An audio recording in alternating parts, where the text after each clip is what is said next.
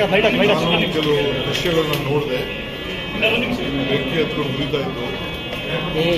ಭಗವಂತನಲ್ಲಿ ಪ್ರಾರ್ಥನೆ ಮಾಡ್ತೀನಿ, ಹೆಚ್ಚಿಗೆ ಸಾವು ಆಗಬಾರ್ದು ದೇಶದಲ್ಲಿ. ಇದು ನಾನು ಅವ್ರಿಗೆಲ್ಲ ಭಗವಂತ ಆತ್ಮಕ್ಕೆ ಶಾಂತಿ ಸಿಗಲಿ. ಏನು ಹೆಚ್ಚು ಕಮ್ಮಿ ಆಗಿದೆ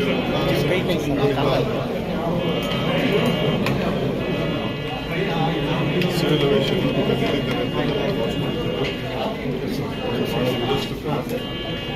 ನಮ್ಮೆಲ್ಲ ಕರ್ನಾಟಕ ಸರ್ಕಾರದ ಸಾಥ್ ಪ್ರಾರ್ಥನೆ, ಪಕ್ಷದ ಪ್ರಾರ್ಥನೆ ಎಲ್ಲ ಕೂಡ ಅವ್ರ ಮೇಲೆ. ಸರ್, ಅದರಲ್ಲಿ ಕನ್ನಡಿಗರು ಇದ್ರು ಅಂತ ಮಾಹಿತಿ ಇದೆ ಸರ್.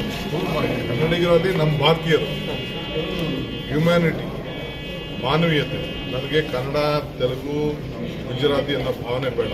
ಇದು ನಮ್ಮ ಜನ, ನಮ್ಮ ದೇಶದ ಜನ, ಮಾನವರು ಎಲ್ಲರೂ ಕೂಡ ರಕ್ಷಣೆ.